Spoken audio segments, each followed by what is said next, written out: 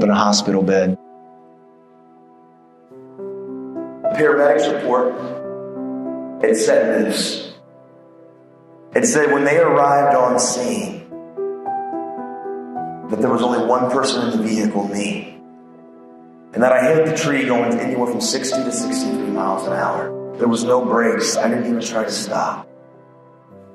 And when I hit that tree, that case of beer bottles that was behind her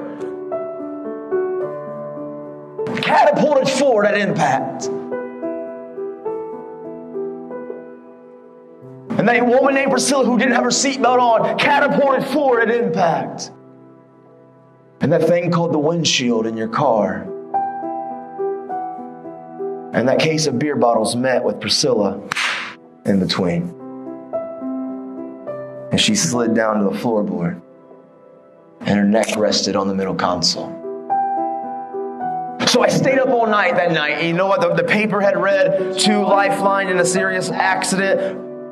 Took her to Parkview Hospital. Nobody would tell me if she was alive, if she was dead. I had no idea, but I knew the paper said something that morning, and if she was alive or if she passed away, the paper would probably say something the next morning. The paper man shows up at like 4 a.m. He comes driving by, everything slows down like a movie. He rolls the window, he throws the paper, it hits, boom. I jump up, grab it, I rip open the rubber band, I roll it open. And there's the headline. Crash victim dies. And at 23, choices and decisions that I made, Priscilla Owens lost her life. She was a mother of 2, she was a daughter, and she was a sister. Never did I think when I was in the 5th, 6th, 7th, 8th grade that at 23, I'd be responsible for taking the life of somebody. What happened, though, is the family wanted me to contact them right after that. And I called, and what do you say to that? What do you say? I'm sorry. But I called, and the family said, Nathan, well, listen, Priscilla was sober. It was her vehicle. We can't put all the blame on you, which I didn't agree with. I was solely to blame. I was the driver. I don't care how drunk I was. It was my fault. But they said, listen, there's no reason for 2 families to be destroyed.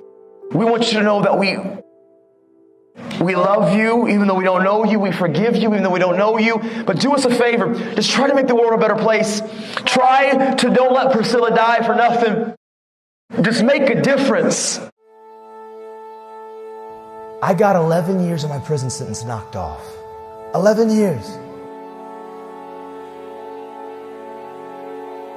I left prison. And when I left there, I got a letter from the governor's office that said that this young man he's serious about his change and he's trying to overcome and he's impacting and inspiring. I got this letter, this paper. That I left the prison. I was leaving the prison in street clothes. I left 11 years early. I came home 5 years ago.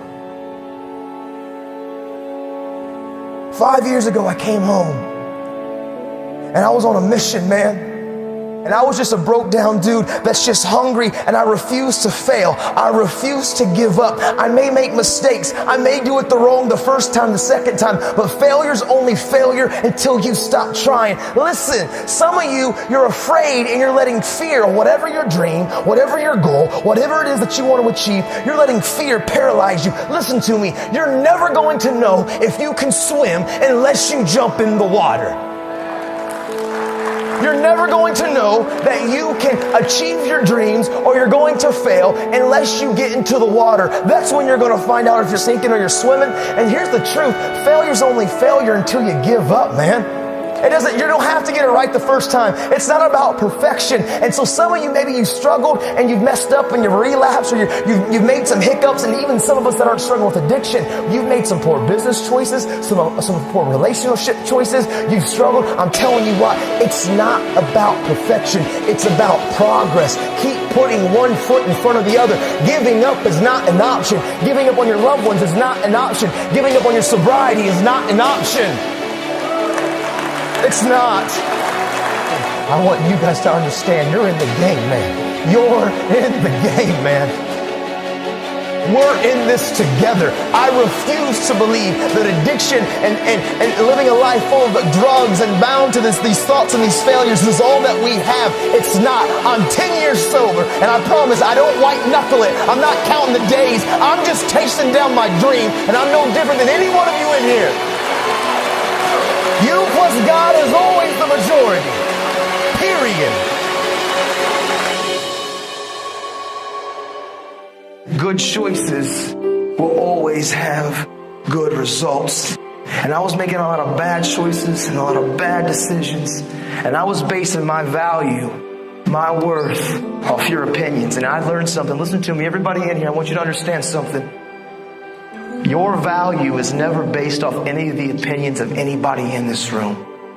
Who cares what anybody thinks or says about you? They are not your merit system. They are not your system of worth. You are who you say you are by your actions. But the choices and the decisions that we make have consequences, good or bad. And when I went to prison, at 23, listen, I came from a broken family. I had been labeled and unmarked and identified. I had battled hurts and pains and wounds. I had suicidal thoughts and I had battled self-harming. Drugs and alcohol had consumed me. I had lost all dreams and goals. I felt like I had made too many mistakes to change. Listen, I felt like I had every reason to say, you know what, life is too tough, and I quit. I live with these three principles, and I promise you, man, they will change everything about who you are. Hard work works, make good choices, good things happen, and value people. I decided 10 years ago, literally, when this all happened, and I went to prison, I was like, you know what? I want to make this promise. I want to keep it to this family. I come from a lot of brokenness. I don't know where to start, but what I do know is the importance of the choices that I make. And so literally, I wrote the word, change the world, and I slapped it on my little prison cell window, and every single day I woke up and I realized, make good choices, great things happen. Aim small, miss small. Make good choices, great things happen. You see, every choice that I can make, listen, I can't control what you think about me. I can't control your opinion of me. I can't control what you say about me, but I control how I react, respond, and what I do with my life. I'm in control of my life. I don't let external factors control me. I'm in control of my life. Because sometimes life can be tough. Life can be challenging. And sometimes the obstacles in front of you seem like they're too big and it's easier just to lay down. But you know what I remembered? I remember when my dad used to look at me when a kid and said, listen, Nathan, life is never going to give you anything, but if you make it and if you build it, nobody can take it from you.